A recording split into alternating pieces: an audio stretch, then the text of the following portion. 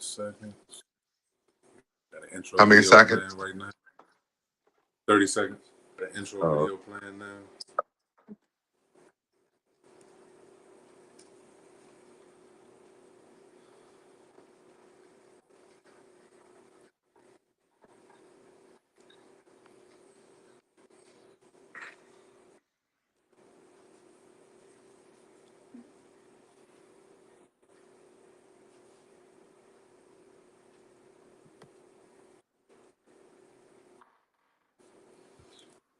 Here we are. We are live here on Past the Mic Podcast, episode 4.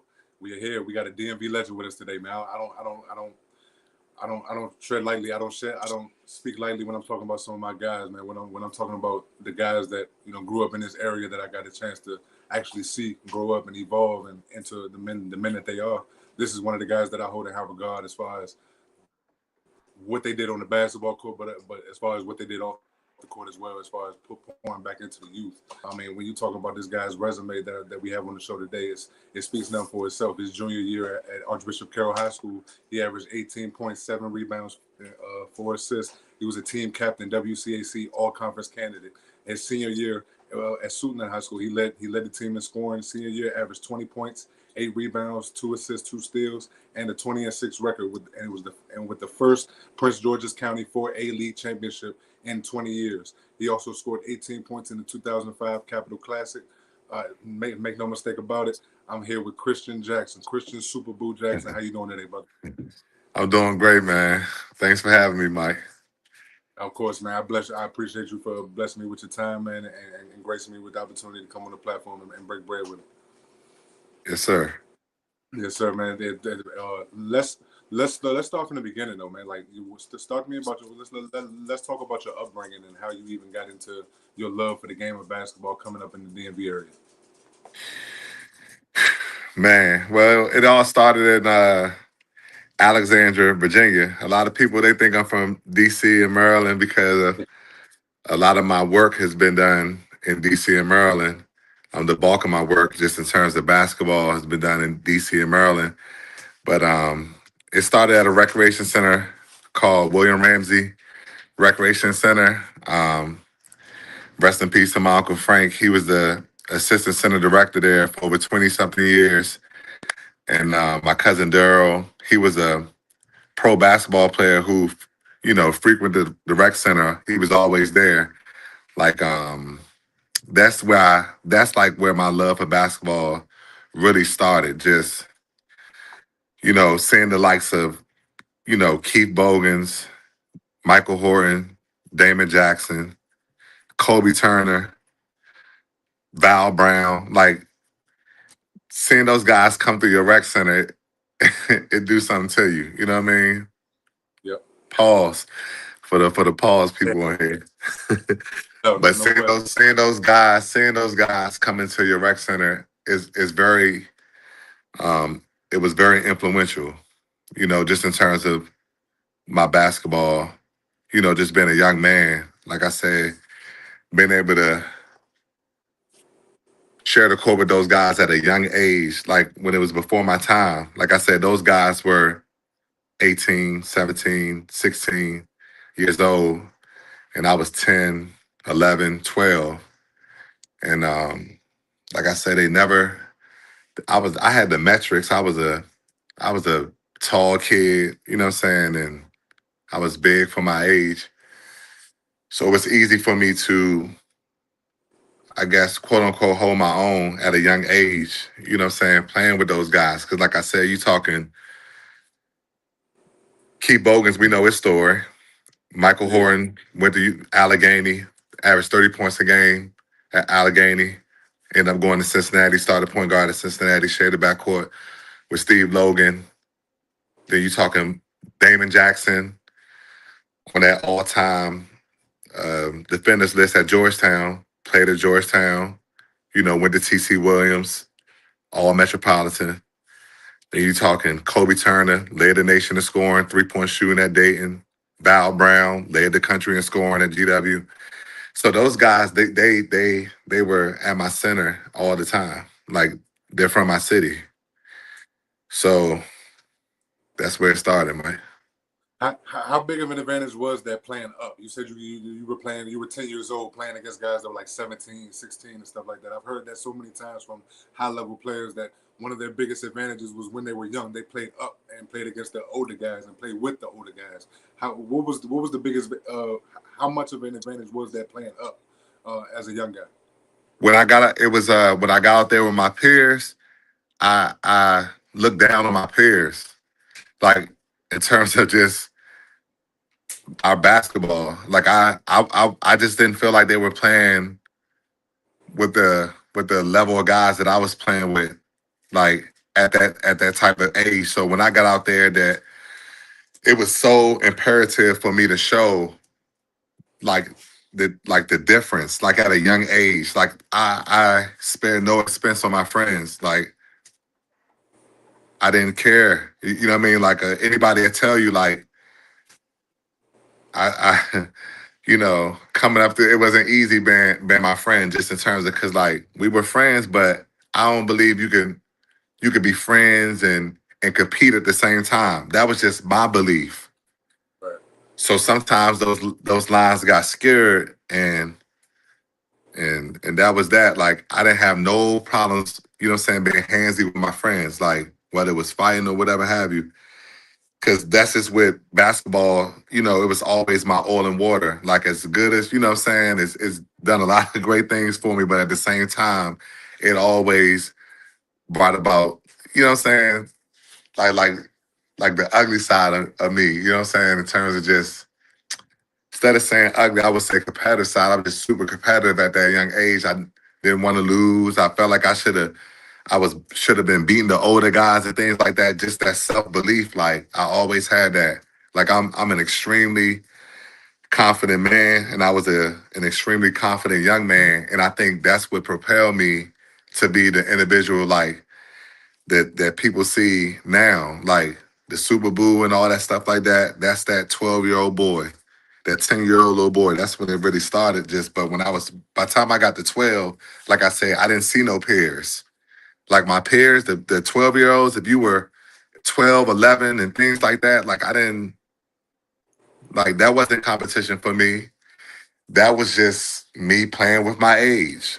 So it was always important for me to try to establish some type of adversity. You know what I'm saying? Create a level of adversity, whether it was playing up and crossing that bridge. That's what it was. Like, not to say that there's no hoopers that come from Alexandria, but it just wasn't presenting a challenge for me at that age. So I came across the bridge and started playing AAU. And that's when things really, I was like, oh, they ranking all these kids from DC and Maryland and all that stuff like that. I got tired of that stuff, seeing them rankings. I watched them rankings every single day. And I'm averaging 30, 40, over here in Alexandria, but they're not seeing that. I'm playing YBOA and things like that. They're not seeing that. They were just seeing these kids that's across the bridge playing AAU, playing with the likes of the DC Blue Devils. They were Potomac Valley Blue Devils at the time, DC Assault. Those were the kids that were getting ranked. So for me to separate, like I said, I had to quote unquote come across the bridge, join one of these AAU programs on this side, which I end up playing with the Blue Devils. I end up joining the Blue Devils. And that's like that's where things really, really started for me in terms of like, rankings and all that stuff like that. But yeah, I just, in terms of my peers and things like that, they'll tell you, like, I think it's always something to say for like when your peers say you're this, you're that, or you're the best and things like that. And I would say, that's the consensus, like with my friends and things like that. They'll tell you like, oh nah, like that's all I wanted to do is play basketball. All I wanted to do is be better than. It wasn't, it was, I think it was one thing to play basketball, but I always wanted to be better than. It was so important for me to be better than, like better than my friends, better than my peers. So that's the thing. It wasn't what you see now, the fraternizing and things like that. These young men, they fraternize and then they go out there and try to compete. It wasn't none of that. I didn't want to spend the night at your house. I didn't want to hang out. I didn't want to talk before the game. I didn't want to sit in the bleachers. I didn't want your parents to sit with my parents. None of that. So anybody will tell you that. So like did that when you did go across the water to DC and Maryland and go over there and dominate and make a real name for yourself, that level of confidence coming from inside of you, it had to heighten to a whole different level, didn't it? Yeah, once I got on the side, once I crossed over and started playing in DC and Maryland, just it's just in terms of, like I said, AAU basketball at that time, you have two of the premier teams like DC Assault and the Potomac Valley Blue Devils. That's Nike, that's Adidas, that's two major shoe programs, two grassroots teams. Like, and I was on. Well, I actually played with both of them at given times, but that's what I'm saying. Like once I got on those teams, it associated me with something bigger than myself. I was with a program now, and I was on a big stage. Like I said, traveling. We're going. I mean, we're sponsored by Nike. At that time, Right. we're getting flown everywhere. We're 12 and 13-year-olds missing school, shit like that. Like staying in the embassy suite, staying in all these hotels. ESPN covering. I mean, I got Ty Lawson, Roy Hibbert, and Marcus Gingard and Eric Price on my team. Like two-time, we're back-to-back national champions. Like I got two of them things, Mike. That's why I say, like, people, I didn't, when you see Super Bowl now, like, I didn't just get, I'm not one of them guys that got good when he was 18, 19 years old. Once I decided this is what I'm going to do, that was that. Like, I, how can you say, I bought in. I was completely vested, you know what I'm saying, and sold on what I was going to do. And that was play basketball. Like I say, yeah, coming across that bridge, you talking now I'm in the rankings. Now I'm in the magazine. You know what I'm saying? Like I'm saying, like they're ranking Hoop Scoops Online, Basketball V-Noms, like all of those websites. I'm trying to get codes and access to the websites to see where I'm ranked at. Like I looked at that, I was infatuated with that shit. Mm. You understand? Like I looked at the rankings every single day. Why is this boy 5'9" from Texas? Why is he ranked over me? I'm 6'3". I'm from DC, you know what I'm saying? Alexandria. I'm from DC. I'm from this area. I'm from the DMV. I'm playing big time basketball. I'm scoring 30, 40 here. How's a boy 5'9", 160 pounds ranked over me? I hope we see them peoples. I hope we play the Dallas Stars. I hope we play the Oklahoma City Boomers. All that stuff. Like I salivated at that shit. I circled that. I couldn't wait. So like that's the thing. Like when it comes to basketball, that's my infatuation. Basketball. I can't let it, you know what I'm saying? I refuse to let it go. Was there a player that you watched, like an NBA player or somebody that you watched as a kid growing up that helped garner this mentality that you had? Michael Jordan.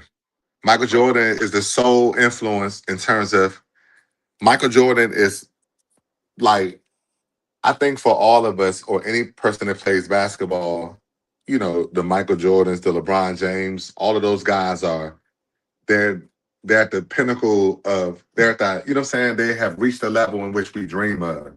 right.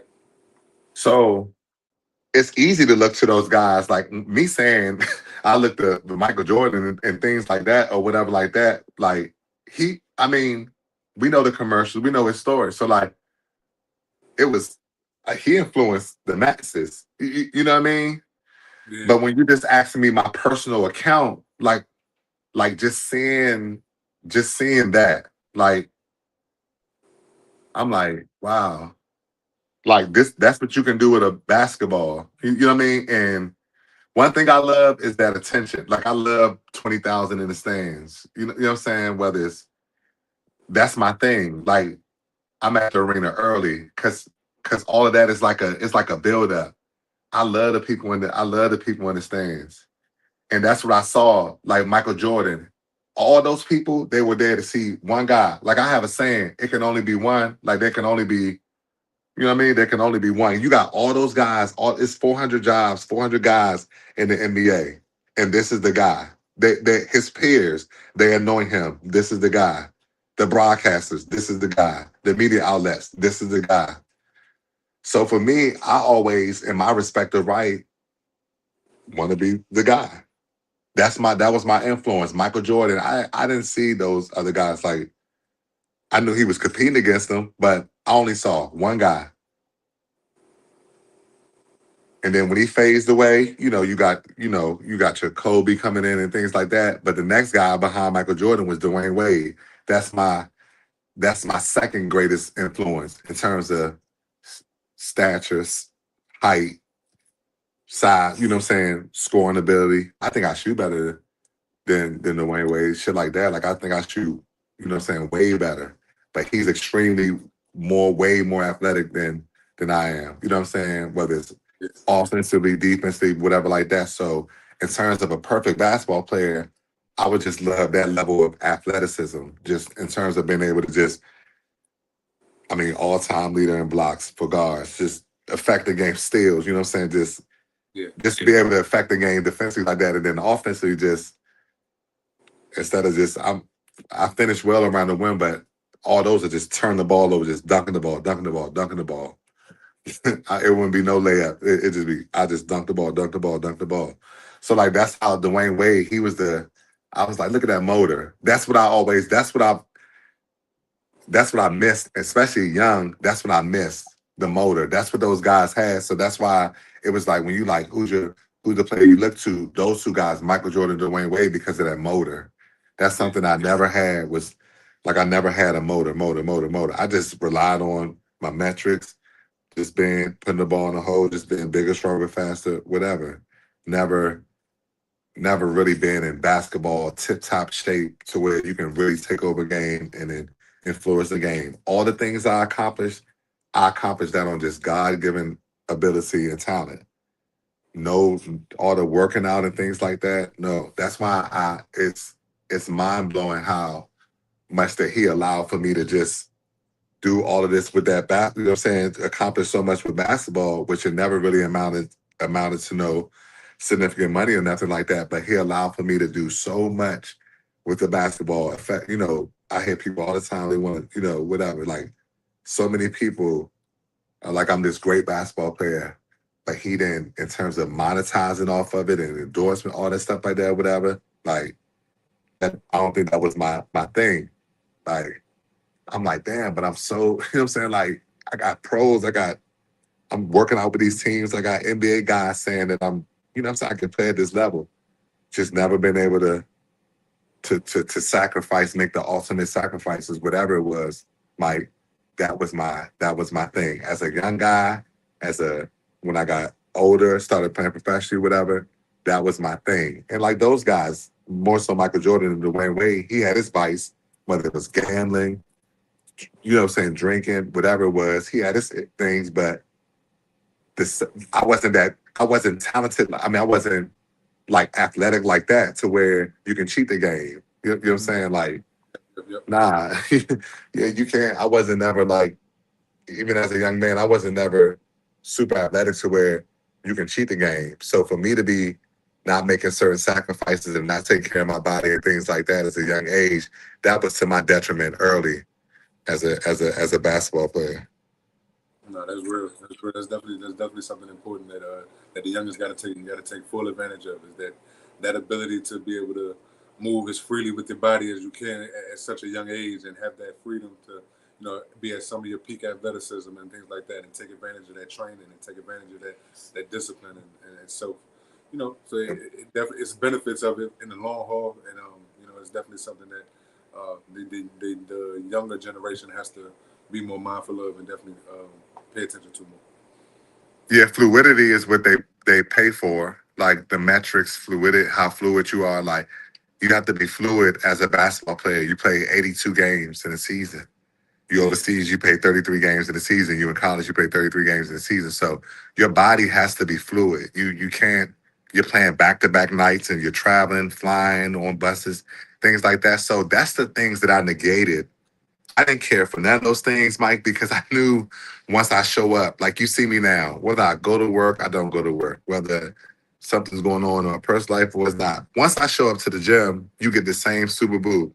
And if you can always call me out on it. If you ever see me at a time where you see me play where you were just like, nah, he ain't got it or he don't look he, he don't look a par, then you could tell me. You could stop me right now. But I just know that it's rare. I'm not showing up. I'm only showing up for one reason. Like I'm not never showing up to like the show face and for cardio and shit like that because I know how important it is. Like my name is attached to this shit.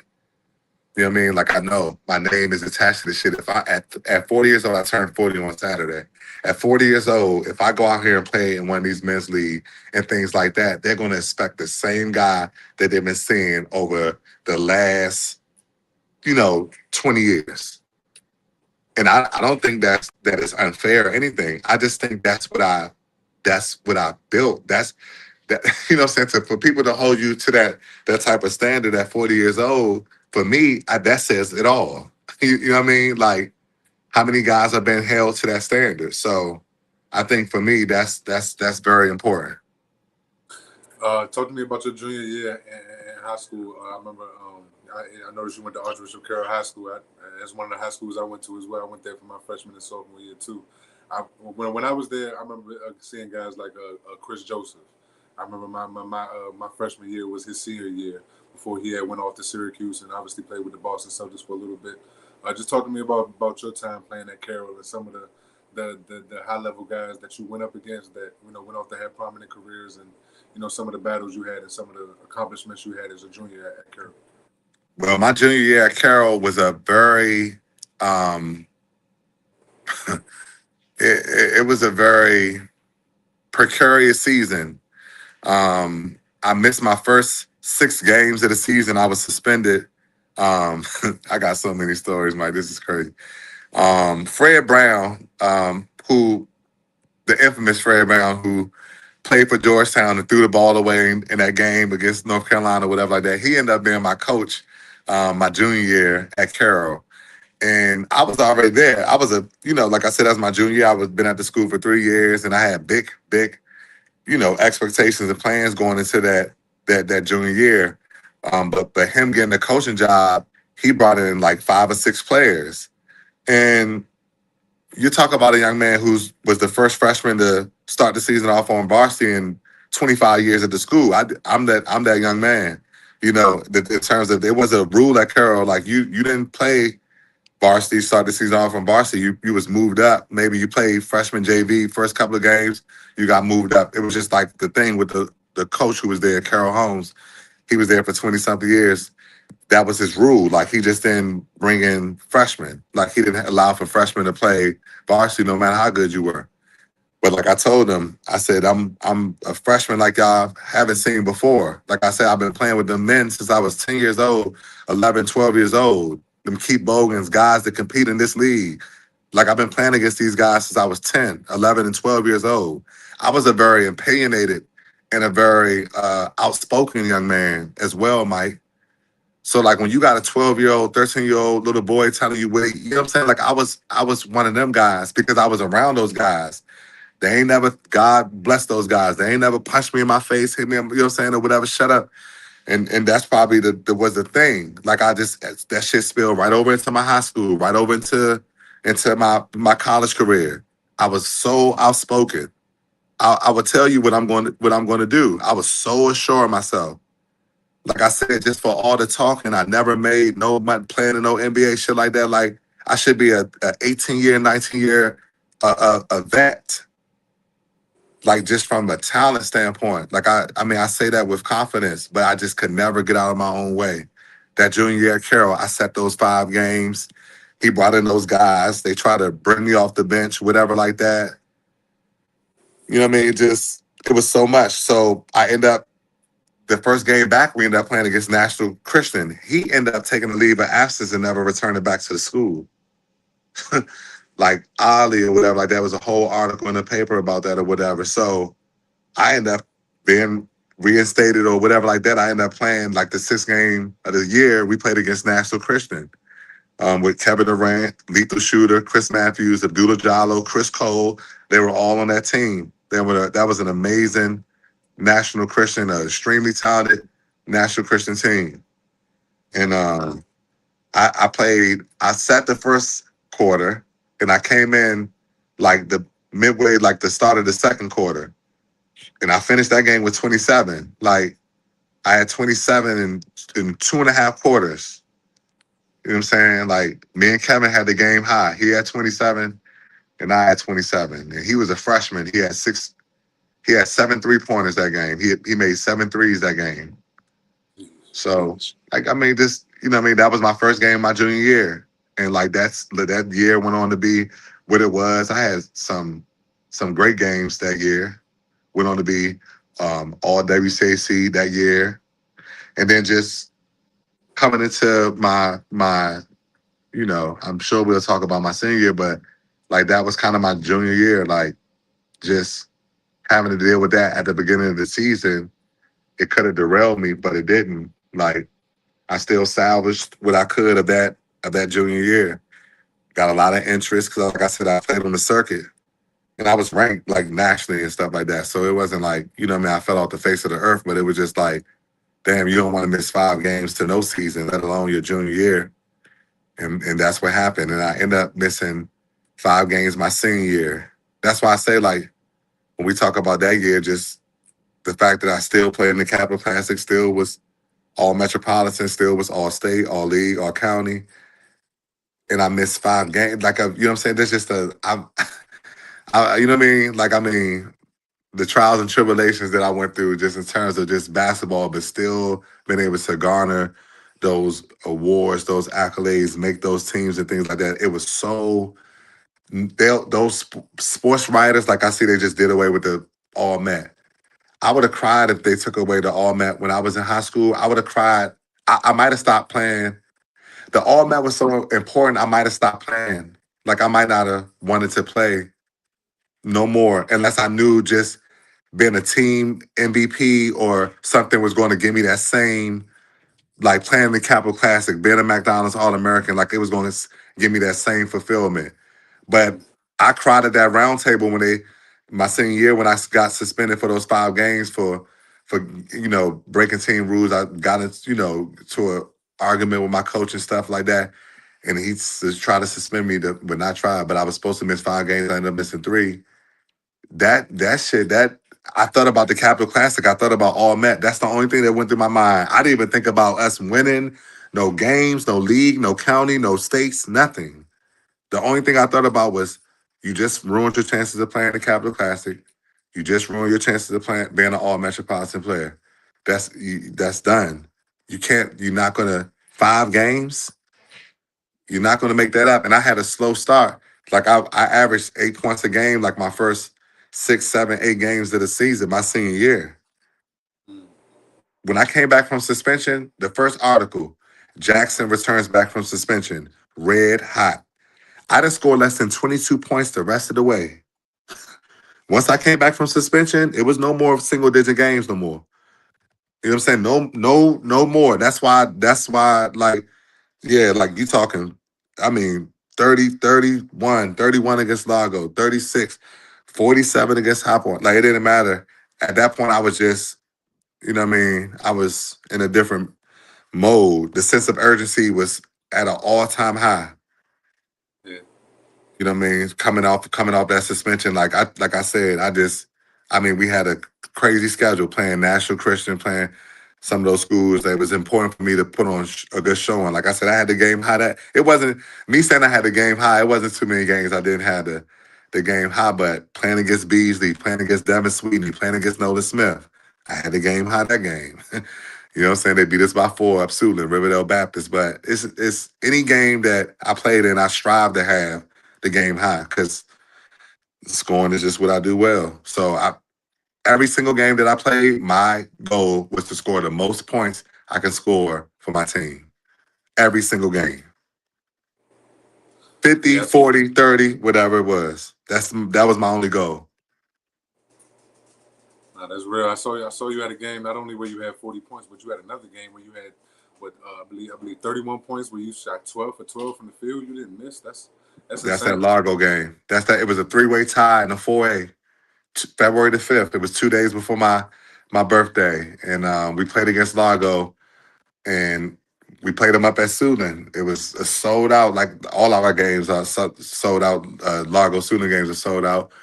Um, man, that game just, all they kept saying was they had a young man on their team. I had two, a lot of those guys were my buddies, but I had uh, a thing with them saying Matt Singh was this, Matt Singh was that. Like his birthday was on the 5th and mine's the 7th, so we like shared almost the same birthday. His whole Yeah. family, showed up for him. He had a great support system, and the crowd, they loved him. He was a hell of a player, transferred from Roosevelt. That's all they kept saying is this Matt Singh, Matt Singh, is Matt Singh. He was strong, and he was one of the other big, like strong guards in the 4A at the time. So that was my matchup. And that's all, that I can think about was that matchup. You know what I'm saying? Me and Matt Samuels, you know what I mean? So that's what happened. That's what happened that game. Like I said, I ain't miss a shot. I went 12 for 12 that game. I didn't miss a free throw. I didn't miss no shots, no free throws. I don't even know if I missed a shot in the warm-ups, in the layup line. I know it was heavy scouts in the building that day.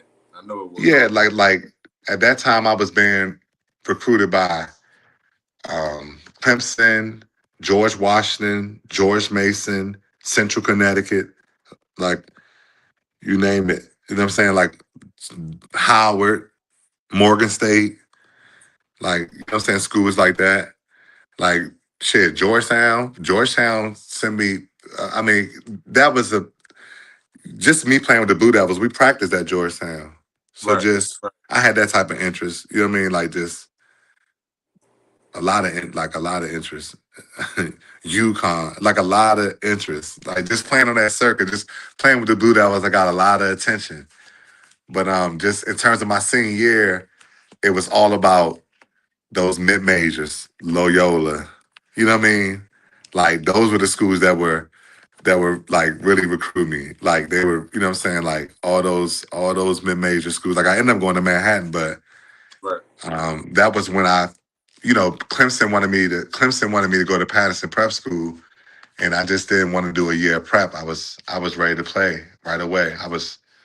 There was no need for me to go prep. My grades were good. I was, you know what I'm saying? Like I said, look at the season I had in terms of my senior year. So they just, I think maybe they had not over recruited, but maybe they just, like I said, I didn't know what the situation was. I know I didn't get I tell you, I could be more transparent. I didn't get my SAT. That's what happened. It took me 3 times to pass my SAT. So by the time I passed my SAT, they was trying to, get me to do a year at Patterson. You know what I'm saying? So it wasn't academically in terms of my, my grades and things like that, but taking that test, passing that test, that's a part of your academics as well. Me not passing that test in a timely manner is how I end up ultimately not going to Clemson, holding out, playing in the Capital Classic in Manhattan. Once they saw me in the Capital Classic, they was like, "How do we get this done?" Bobby Gonzalez caught a red eye flight down here to London Woods, down here to, you know what I'm saying? He came to my house. Like, I ain't believe college coaches came to your house outside of the movie Blue Chips, but he was the he was the one coach, man, that I remember Kevin McClain called me the night before and said, "Yeah, Bobby Gonzalez is catching a red eye flight, Christian, to see you first thing in the morning." And I said, "He coming to my house?" And they was like, "He's gonna spend the whole day with you." Yeah, you know what I'm saying? I said, "Well, I mean, this is crazy. Like, if he's really like coming around here, like I'm thinking like I'm gonna meet him at the school or something." That man came to my house. He sat on my couch like he told my mother. He just said, "Man, Miss Jackson, this is a still force." You know what I'm saying? Like, just this late in the recruiting, in terms of recruiting and stuff like me, but playing those games, the Capital Classic and stuff like that. It was late. It was late in terms of recruiting. They was like, the fact that he's not going to Clemson and things like that. This is a steal for us. Yeah. So I mean, the fact that he came that day, we ended up leaving my house and going. He came. He watched me play at Suitland in the open gym. Like I said, that open gym, the guys that were in that open gym was like the best players in the area. Like a lot of, it was like a mix of assault guys, and Blue Devil guys. Like we was just in there playing like in the open gym. Like he wanted to see me play. And Lord have mercy. Like I said, I told you how I looked at my peers. So now not only I already I just had the season I had, I look at my peers a certain type of way. This man done flown and came to see me play in front of my peers. That's the type of shit that the confidence, Mike. That's the I was a young man that type of shit. That's the type of thing that propelled me. Like I really bought into all of that. Like these youngins, they that stuff is like now it's like all of that's like how can I say that's expected. Like they expect coaches to recruit them, come to their house. You know, they expect to be on these rankings, playing these games. For me, all of that stuff was monumental stuff. That was checklist shit. Yeah. That was things that I dreamed of.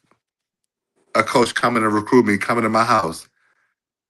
Like that's what I'm saying. So that's how it was easy. I said, "Well, I'm going to Manhattan." I didn't want to go to no more visits. I didn't want to do none of that. I said, "I'm going to Manhattan." That was that. So that's how I ended up going to Manhattan, man. No, that's real. You had a few college stints at a few different places. I know one of them was at I hope I'm saying the name right, Imperium State or Imperial State. Yep, Emporia. Yep, Or Emporia State in Kansas. 45 minutes from Lawrence. I saw some clips of a game where you guys went up against the number 7 ranked Kansas Jayhawks at the time. You had Thomas Robinson on that team. You had Marcus the Morris twins, all those guys, and you went out. You had 20 points, man. You actually had a pretty solid game. You was out there getting buckets, scoring in the triple threat, doing your thing, being aggressive, getting to the basket. Just talk to me about playing at that level of college basketball and playing against those guys who eventually went on to have some pretty solid NBA careers. Well, yeah, there was 3 lottery picks on that team, and like I say, just being on the court with those guys, all of for me, like I say, it just, I mean, it's like surreal. At the year before that, I was on my mother's couch. Like I wasn't in school at all. I was 260 pounds, drinking and smoking every day. So to go from that to be playing in front of 20,000 people at Fog Allen Fieldhouse against 3 lottery picks. I'm in a starting lineup. I'm just coming off of 26 the game before that. I mean, the stars were aligned, Mike. Just hearing them people say 20,000. Just hearing them people say Rock Chalk Jayhawk KU. Like for me, that's all of that shit. I hear all of that. Like that's why I say, like, if you do this basketball shit like how I do it, how I think I do it, and how people say I do it, like you have to take on this type of persona. Like you gotta be this type of person. You can't like turn it off and on. Like I'm basketball 24/7. That's why I just laugh at the landscapes of the ones and how people get called out and how like this one shit is such a phenomenon because it's hard to say like what we used to do and what I used to do and stuff like that. And like even watching the ones now, I still know that I can like it just I can I can compete and play in that shit. Like it's just something you've done, it's something I've done for 30 years. Yeah, So you commit your life to I committed my life of playing 30 years of ones. But at the same time, playing basketball and competing at just like I said, so many battles, so many one-on-one battles. Like you talking about a guy that goes 1 against 5. I made a career of going 1 against 5. Not playing ones, playing 1 against 1, 1 against 5. yeah. That's what I would say to like a person is like one's this one. Like you're not talking to just no guy to just like I'm used to playing. I'm used to having teams have to draw shit up like for one guy, 5 guys trying to stop one guy. That's why the ones you got referees and shit like that in a one-on-one basketball game. it's like mind blowing to me. We didn't play ones with no referee. You get your ass beat. You know what I'm saying? Stuff like that. The game don't finish, whatever have you. Y'all might fight and still finish the game. There was no referee. There was no people to regulate the game and stuff like that, facilitate the game. You played ones and whatever happened, it happened. And you learn from that shit and you try to go find another matchup. You might try to play 3 or 4, 5, 1v1s in a day. So like I'm glad to see it now. It is what it is now. And it'd be so hard not to get off this couch and just, like I said, I don't know who I don't know who I would play. They got different platforms and all that stuff like that. But if there was ever a space for guys 40 and stuff like that to play in a space like that, I wouldn't want to play in the 40 space. I would really want to play in the unlimited. You know what I'm saying? Where all the guys compete, where those young guys compete. You know what I mean? Whatever like that. But if they ever create a space for some elder guys, that's something I would really consider. Like that's something I would really love to do because I just feel like I missed it. Like now I'm 40, but when that one-on-one shit started a couple of years ago. I had opportunities to partake in it, but I was just in no. I didn't think I was in no shape, but I don't think it's a mental thing. I think one's instead of more so being a shape thing, I just think is a mental thing. That's why I think I can beat anybody that I play in ones because it's a mental thing. I don't think it's a like, yeah, you have to be in some type of shape, but the biggest thing is just making sure the motherfucker don't win. You do whatever you got to do to make sure the person don't win. Like whatever. So Yeah, that's that. That's just the that's one just on the how I look. That's just how I look at the ones and all the stuff that's going on. Some of the stuff that's going on now. yeah the one-on-one basketball scene has been like a phenomenon in the last few years. It's definitely taken over the game for sure. So if you get off the dribble, ball is life. Any of you guys hearing this? If you ever create an avenue for the OGs, Boo Jackson is one of the first ones I definitely recommend for sure. Look, it's funny because all those guys have at one point in time asked me to play. So that one thing I would say to those guys is that yeah, it's never them. It's always been me. Them guys have almost begged me to, you know what I'm saying? Like, come on, come play, Yeah, like whatever it is. It ain't gotta be for them. They know they I don't mind gambling, but you know what I'm saying? I was talking that no gamble this, no gamble that. That was really just me trying to talk myself out of playing.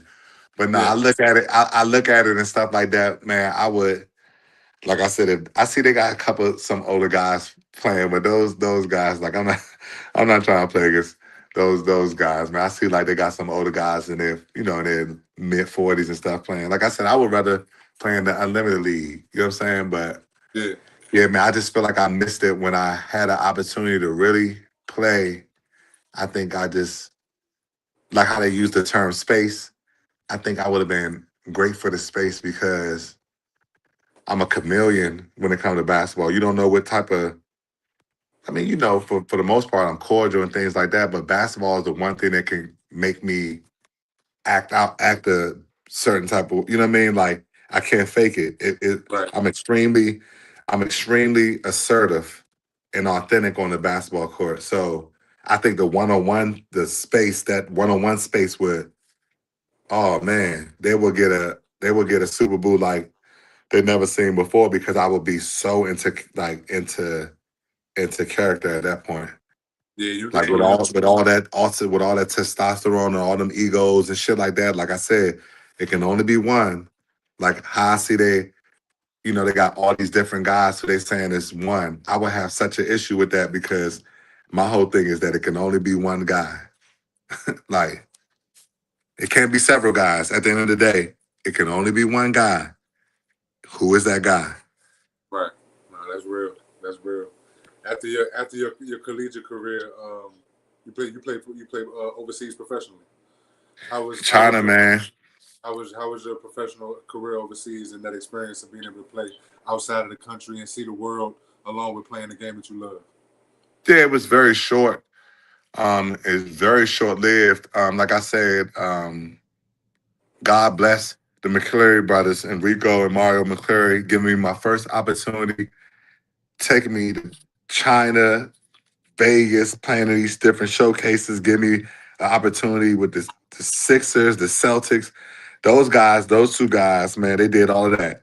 We sat down out at the Cheesecake Factory out there in Columbia, Maryland, went over a 10-page contract. It was those two guys and my mother.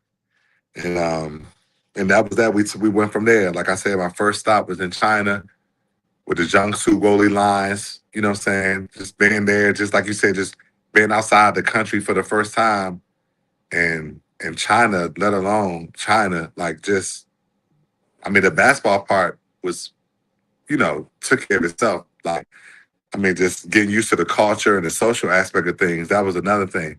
But like the basketball part took care of itself. I mean, we practiced 3 times a day, things like that. The food that we ate was, I got accustomed to that pretty quickly. But yeah, just from a basketball perspective, just those guys, those those they guards that got a lot of people think Chinese, are small, like are smaller peoples, in terms of stature, but not the basketball players. Them guys were tall. All the guys on my team were 6'5" or better. Like I was one of the shortest guys on the team. Like I was like the third shortest guy on the team, and I'm 6'4". You know, but I remember just going over there. One of the last conversations I had before I left was with Brian Chase. We all know his story.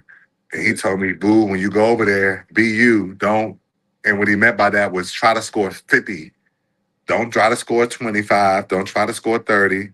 Try to score 60. Try to score 50 points because that's what they want to see over there. Right.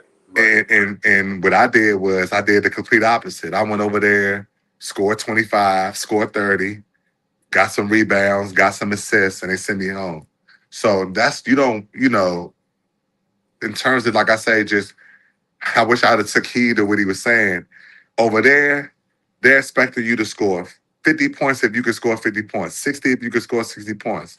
Because they paying you 50,000, 40,000, 30,000 a year. I mean, my first gig was for 7,000 a month. Like I ain't never made no $7,000 a month doing anything. But they were willing to pay me $7,000 a month. And like I said, it was some contractual things where my agent, they was like, you gotta come better than that. But for me, like as a first gig, a first opportunity, I was all for that. Like I said, you over there 6 months, whatever, 42 mans, whatever. Like that sounded good to me as a young man, just that was in a college dorm the year before. Right. So that was that, man. Like, yeah, I think I would have had an amazing career if I would have stayed over there and just because I could score the ball so well.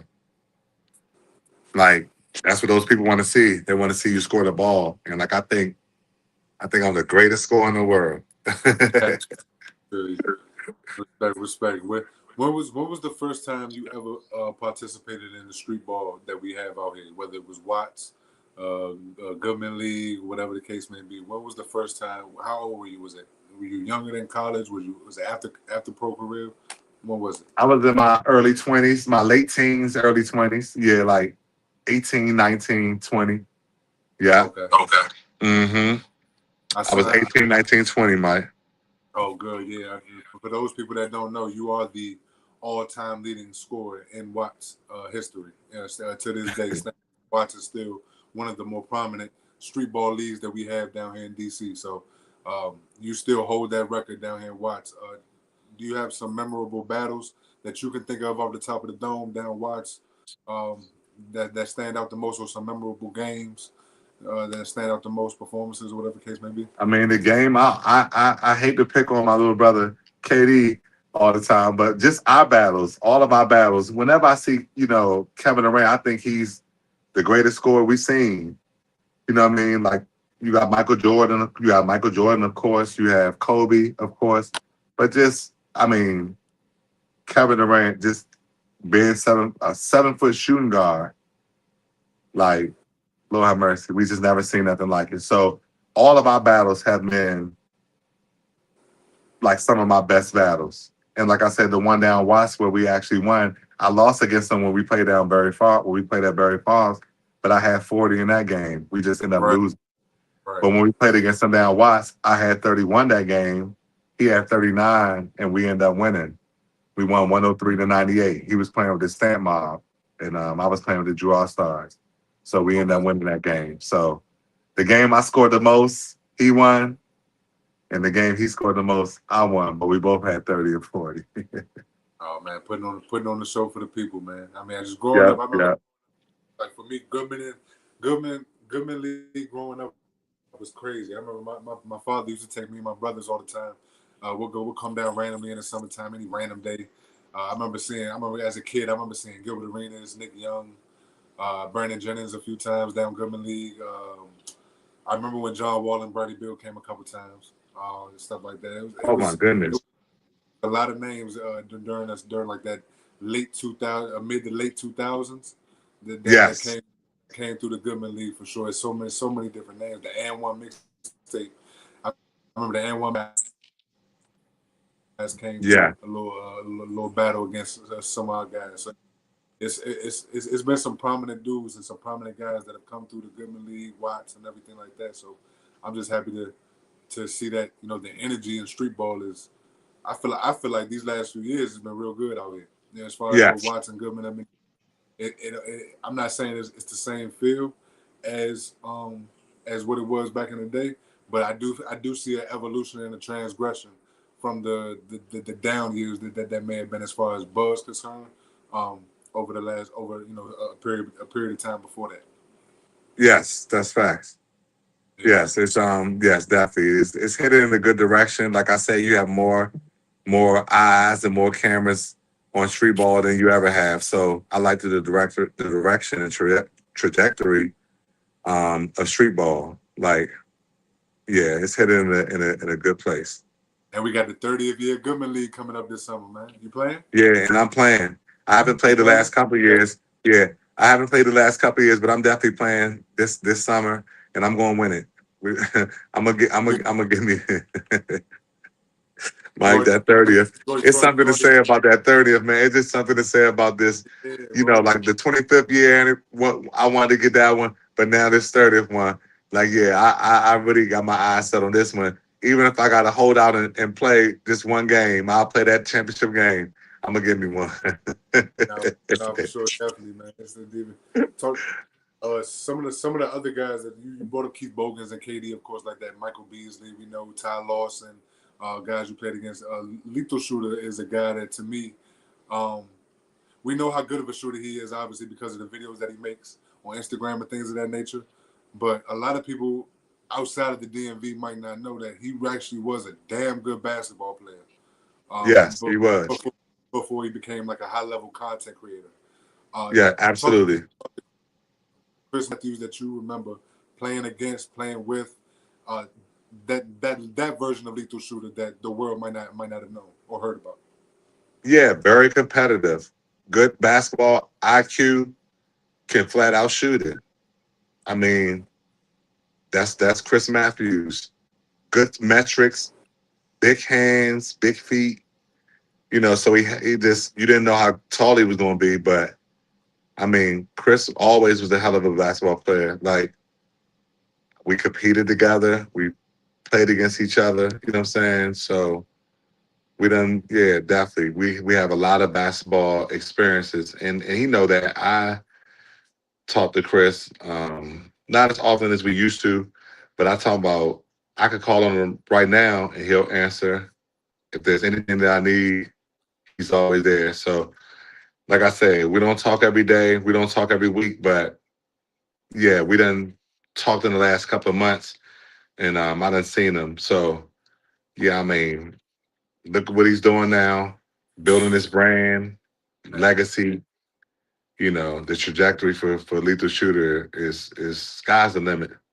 yeah, it's beautiful to watch, man. To see him actually in the 2K game, to see what he's doing with the All Star game every year.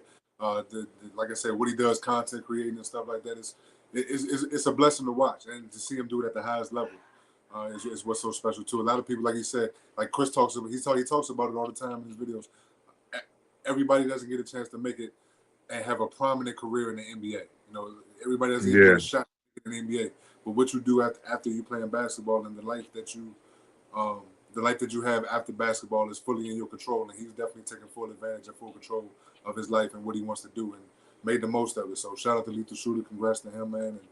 And he's definitely one of the ones from the DMV that I remember from that cloth and that era of Yes. basketball lore that came Yes. up and doing wonders, man. Quinn Cook is another one too. Quinn Cook, Oh another my one of the God. like he was special too. I remember he was a part of that starting five at the Mather with Oladipo and all those Yes. guys that all went to the NBA. Yes. Yes. Twin, Special group of guys. That was a yeah, special Dematha team. man, special Dematha team. You like just talk about that era. I remember. I know you remember. Watching those guys and being a part of being a part of that space. Just talk about that era of guys, and that's something in the water that they talk about. Yeah, like I mean, look at the guys that went. I mean, they were just. I mean, it was back to back to back to back to back. I mean, if it wasn't Michael Beasley, then it was Kevin Durant. If it Yeah, wasn't Kevin Durant, then you had Oladipo. I mean, they was coming out back to Jeff Green. I mean, they was coming out, coming out. So it's just like that time period. Like those guys, they're a little younger than me. 2 years younger than me, 3 years younger than me. But those group of guys, that era, that '06, '07, '08, '09, yeah, those group of guys, there was some special guys. yeah. Did you Yep, even play? at 2010, yep. Even at 2010 era, like that 2005 to 2010, like once I went on to college, they held it down Yeah, for sure. They put yeah, they put this area, they really elevated everything. You know what I mean? They just they you got McDonald All Americans and you got guys going pro left and right. left So it and was right. definitely something in the water. Yeah, back to the street ball thing. Did I forgot to ask? Did you play in any of those games where the Goodman League played against like uh Baron Davis and the LA teams and the LA and the Drew I was League and on all three Nike that? teams. Yep, I Yeah, was on three. I was a part of three Nike teams. I was selected to the DC Nike team three times. Thank you, Miles. I was on that video game. People don't know I was featured on NBA 2K18. I was on what people know, but just yeah, anybody that's not from this area, just right, just being able, Miles blessing me with that. So, yeah, just I got hurt the lockout year. I tore my ankle up.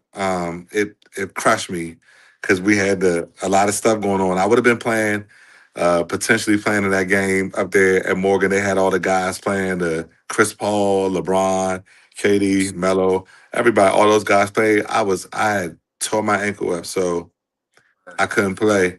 Yep. I had messed my ankle up. Two summers I had messed my ankles up. Those like the extent of my basketball injuries. Like I had two grade 4 ankle injuries, both ankles. And like they happen at times where you don't get those summers back. And like, yeah, those were humbling experiences for me. Just the Lord slowing me down. Like I said, I'm thinking I'm the best basketball player in the world. You know what I'm saying? At that time, like you couldn't mention basketball without, at that time without mentioning my name. So just the Lord humbling me a little bit. That's all that was. Cause I That just was couldn't play. I just couldn't play at all. It just he just knows with me. Just the fact that just shut me down. Just take my wheels from me. I just couldn't play. yeah, no, definitely, man. As men, sometimes we have this invincible complex about us, and then we go through experiences and we go through life, and we continue to get humbled by whether it's the Most High or just life in general. It just happens like that. So that that's definitely real. To piggyback off what you were just talking about, that That particular particular summer and summer. that whole time period was crazy, just with the lockout and those high level guys coming to play street ball and play at different leagues all over the country. I just did an interview about a week ago with my guy Shabby, who was actually on Kevin Durant's team when he played at Rucker Park and went crazy. He was 66 during the Yes. lockout with White Chocolate's team, and he broke down the whole how that whole situation played out and stuff like that. So it was that summer was insane. Like it was Yes, one that of the summer crazy was insane. That summer street was balls. insane. Yeah, Yep. Yeah, street ball. It was. I think insane. Like it was crazy. That's the like it just yeah it was Were you? ridiculous. Did you at least get to go to the game at Morgan State? No, that game. No, I wasn't at the game. At Morgan. No, that that game. I don't know if I would have been able to navigate. You know what I'm saying, through the building. Like just like I said, I was on. I had a air cast and all that. Like I was on crutches and all that. Like you know what I'm saying. I think my reason for not going is because I couldn't play. I just didn't Yeah, want to be in the building at all. got you. Like I'm one of those. I'm one of those type of guys. Like I haven't um, watched the NBA Finals, the NBA, NFL Super Bowl, Stanley Cup, or nothing in like 6 years, 5, 6 years, 7 years. Wow. Like I don't go watch, and I don't have no great explanation for it outside of just I guess I hate on those guys being able to do something that I love. They get paid handsomely for it. They, whatever like that. Like I mean, it's not that deep. Like it don't affect me. Nothing I do on a daily basis or nothing like that. But in terms of watching it, I just can't. I don't care to watch it. I don't. I don't. I don't. I'll never. Not never, but I just haven't allocated time. Come home, watch a game. Never. Like I'm sitting right here in front of my TV now. Just I'm not watching no basketball. I didn't watch the Super Bowl. You know what I mean? Like I'm not. One thing I will watch is I watch a little bit of college basketball. I find myself catching a Final Four game or just a March Madness game, period, because the frequency in which the games are on. Yeah. So it's not like if I'm at a bar, I'm going to cover my eyes up or something. It's not like I'm gonna go Right. blind if I watch a sporting event, but I don't allocate time to watch no sports, professional, collegiate, high school, amateur, nothing. No, that's understandable because That's like a fun fact. Like a person would say, "You lying? You sports bet, or you lying? Don't you love basketball?" Like I love basketball more than life itself, but it's just I don't care to watch other people playing it. yeah. No, Like that's I'm understandable. yeah, I'm an into self guy when it comes to basketball. I'm extremely selfish when it comes to like basketball. So that's No, just because me. I've known it's not just you. I've heard high level players when they lose in the playoffs or they lose before they get to the chip or something like that. They might not watch the rest of the playoffs. They might not Yeah, watch I the don't Super watch that Bowl, shit. Yeah, NBA yeah, I don't finals, watch it. That whatever yeah. the case may be. They don't want to see it. You know what I'm Yeah, saying? I But don't. I don't want to see it. I just yeah, don't want to see it. you're not And the then, first person to say that. I've heard people say that before. yeah, then a person would say, "Well, boo, what do that have to do with AAU, high school kids, college?" So I find myself going to. I went to a few high school games this year. You know what I'm saying? I've been Yes, to a couple of a college game. Like, so I find myself saying, "Yeah, I don't have nothing. I definitely don't have nothing against these youngins who, you know what I'm saying? Like, whatever. Like, they got the same opportunity, if not more opportunities that I had. I went. That's what I long for these young men and young women to all their aspirations and dreams and goals for all that stuff to be obtainable. But my whole thing for me at 39 to watch it, knowing that I let that opportunity come to pass, it breaks my fucking heart still at 40. It breaks my heart every fucking day wow. that I just didn't maximize that opportunity. You know what I'm saying? On all of those levels. I never maximized AAU. I didn't maximize high school. I didn't maximize college. I didn't maximize pros. So like for me, I felt like I left a lot on the table when it comes to basketball. So to watch guys and young ladies maximize that shit and see the benefit from it, I can't deal with it. Nah, that's real. Man. At least you being real with yourself at the end of the day.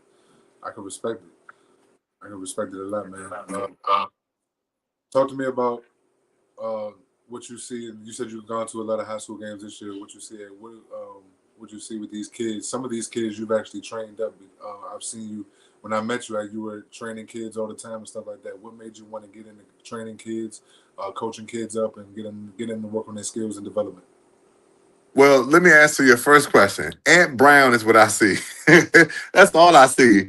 I don't look. I don't. I mean, let me preface my comments by saying this. If there's a kid that I work with, a kid that I trained, or a kid that I trained in the past, then I support all of my kids in terms of whatever like that. But in terms of when you say, what are you hearing? Like, what did Ant Brown, he's on fire. You know what I'm On saying? fire. They've been on fire for the last 2 years since the summer. But Yeah. also that kid Jordan Smith is having an amazing year. Prince Moody's, like these are the names that I'm hearing. These young men, these kids that's in the WCC tearing it up. You know what I'm saying? The league in which I played in 3 years in that league, these kids are tearing it up. The WCAC is still the best. Um, the best high school conference in the country. I Yeah, agree. for yeah. I, So I yeah, agree. and it was 20 years ago when I went to school. So this is not me. This is that at this point is a fact. WCC, whether you're a basketball player, a football player, or a swimmer, is the best conference, the most competitive conference in the country. Hands down, I agree, and I do believe there's a discussion about others, but Oh I my don't even God. No. Yeah. Are there I don't discussion about about that. others? Yes, absolutely. Look at all the talent across the country. I'm just saying that I know that when the talent and those conferences match up with the talent in the WCAC conference, I know the result. And it was the results when I played, and they're the results now. So I'm only speaking from results of let me be more specific, of basketball games. I hear about football and Yeah, baseball and soccer teams that win WCAC. So for me, it's just a consensus. I just think it's the most competitive conference and, for high school sports. Period. What, like I said, whether you play basketball, football, or you swim, I yeah, think it's the most competitive. But I'm just speaking. I'm gonna speak more specifically and more acutely to basketball. It is the most I agree competitive with conference in the country. Yeah. Period. I, I agree 1,000% because Yeah. even, The even number one even team. this This, year, let me say this for any viewers or any people who would want to say otherwise. Before they say otherwise, the only thing I want them to do is to either put in the chat or to comment or to they can let me know or whatever. Go to my Instagram. They can tell me at a later time, or they can let you know, Mike, who is the number one team in America. And when they give you the answer to that question, I want to know what conference do they derive from, and then that's that. girls, That girls yeah, and yeah, girls yeah, and yeah. Yeah, Mike, and I definitely don't want to leave out the ladies. Please don't let me leave out the ladies. I don't know what is. I'm sure there's many Mr. ladies that's McNamara, on. Yeah, right? yeah, for your lady viewers, please, Yeah, for the ladies too, yeah, so Bishop, they can answer it for the boys, and if they want to be wise, they can answer it for the ladies too. Tell me who's your number one women's program and your number one men's program. Tell me the conferences that they derive from. If it's two different conferences or whatever have you, just tell me. Let me know, and then we'll take the conversation from there. Because the last time I checked, as of let me be fair, before the snow, I that's the last. I mean, this snow got me so discombobulated. I don't know what happened after the snow. Prior to the snow, McNamara girls were the number one team women's program in the country. That's the WCAC women's basketball program. yep. All the six young men, the boys, were the number one boys basketball program in America. That's the WCAC program. So if Yep. things have changed and it's the PSAC or whatever and all that, then I stand corrected. I'm not as updated or knowledgeable on the rankings as I would I like to be. I But tell you, that's the last thing I've heard. nah, I can tell you right now, boo. The McNamara girls are still, as to this day, as we talking, the number one ranked team in the country. Paul the Like Mike, Six, this is crazy. I mean, like this is not Mike. These are not even your two best programs in the conferences. I'm just saying story. Like this is not DeMatha and Elizabeth Seton. yeah, This is now one thing I tell you about the McNamara girls. They've been storied for the last 20 years. So let me exclude the ladies. In terms of the boys, this is not the Mather. Right. Now we're talking Paul the Sixth is the number one team in the country. So whether it was Gonzaga a few years ago, the Mather a few years ago, now it's Paul the Sixth. At one point, Archbishop Carroll was the number one high school basketball team in the country in the last 20 years, Mike. I'm just being honest. Yeah, the competitive balance is No, crazy. that's no. I'm just saying this has been. I'm saying this is 120% fact. Yeah, So even a team that's frowned upon, or however people look at Carroll, they it just don't never seem like they win enough games. They just had their first 20 plus win season in the last 20 years.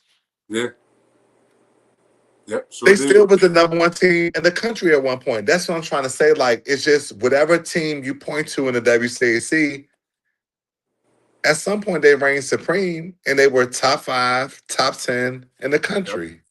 that's a fact.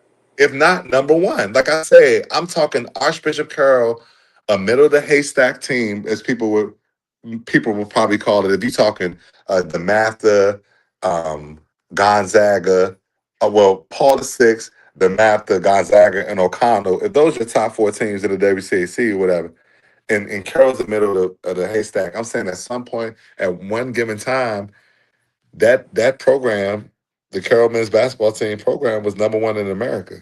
Oh yeah, it's That's a plus WC. That's a fluctuating. WCAC team conference. Yeah, Yeah, like that just goes to show you the history of the basketball in the conference for the last 30 years is ridiculous. yeah, it's crazy, man. No, I It's agree. crazy. I agree. The competitive balance in the WCC is unlike any other. Any other. I mean, it's crazy. Any given night, if you bullshit, you will lose. Because I can say that I beat the Mather, Gonzaga, in my career. Like a lot of people can't say that. I beat the Mather. The almighty Mather. That was a thing, like for you to say that you True. beat the Mather. Like we beat him at Carroll. Yeah, I remember that. Caught him Yeah, bullshitting. Yep. Caught him up there on top of you that say hill. you say that you beat the math, and you was yeah. I remember that time. We You was at that was a thing. you That was a thing. That was a right. thing. Yep. Cause in 3 years I only beat him once. So Yeah. that's just that you know, like it was a lot of guys that never beat him. Yeah, that's true. Like I That's said, true. we beat them fair and square. We beat them. Like you know what I'm saying? At Carroll. They stormed the court. Yep. That was my junior year. Yep, that was my junior year. Yeah. Cool. This is the portion of the show where I pass the mic to you, and you have the opportunity to relay whatever message you want to the people, whatever is on your heart, whatever you want to say. This is where I pass the mic to you, and the floor is yours, my brother. Yeah, man. Whatever it is that you choose to do in life, just make sure that you have faith. And that's all I would tell you. All things are possible through faith. Like, I think for me, that's something that I've come to find, like I say, just the last, like, I guess 3, 4, 5 years has been very tumultuous to say the least, just in terms of my life overall. Just, you know what I mean? Just from a personal, from a spiritual, from an emotional, like I lacked a lot of faith. So I had to restore that, you know what I'm saying, in order to go on to do things that the Lord will call upon you to do, or any high being, whatever you believe your belief system is, or whatever you believe in. Make sure that if you lack faith, make sure that you restore your faith. Because I think that, like, it's one thing to be confident and assure yourself, all the stuff that I was talking earlier, but you can't do anything without having faith. And that's my message. That's what I would say to anybody, any and everybody, any person that I would meet. I now understand the importance of having faith. That's so real, man. I really appreciate you for that, and I also And that appreciate comes you. this is coming from a guy that hasn't been to church in 20 years. So I'm not no guy that goes to church on Sundays. I haven't been to church in probably I'm 40 years old. I haven't been to church in probably 22, 23. Yeah, I went to church. My mom, she asked for one thing for Mother's Day, last Mother's Day. And she asked for me and my brother accompany her to church. And that's what we did. So, I mean, physically, I've been in a church. That was my first time physically being in a church for in a long time. But yeah, this is not some guy that's up here, some spiritual guy, something like that. Like I said, I know that I had a very, very trying last couple of years, and I think we all have, especially just things just haven't been right post pandemic. But like I said, just from a personal standpoint, I could tell Yeah, you that I had to restore my faith, and like I said, it took a lot of support to like get me to this point where I can even sit up here and be in the capacity to do a good mental space, a mental capacity to do this interview.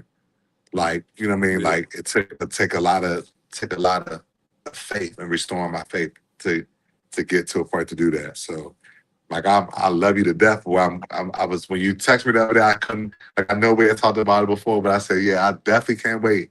You know what I'm saying? Because I just got so much to share. Like this was a great opportunity for me to just do something that a lot of people if they're not, you know what I'm saying, if they don't know me or we're not in close proximity or they don't, you know what I'm saying, whatever like that, then they'll never hear a lot of the stuff that I shared tonight. So for me, it's easy to share this stuff, like I said, because it's so real. Like, you know what I mean? It's easy for me to sit up here and regurgitate it, like I said, because it's my life. So hopefully the things that I share is somebody you can learn from it or take what you can take from it. definitely, man. Definitely, man. Keep inspiring the youth. Keep inspiring the people around you, and keep working. Keep healing, brother. No doubt, no That's the doubt. bet, man. That's about. Hope to see you soon. Yes, sir. Yes, sir. Will. I appreciate you coming on. This is episode 4 of Pastor Mike Podcast. We're with Christian Superboo Jackson. We're out. Peace and love, everybody. All right, y'all. Peace.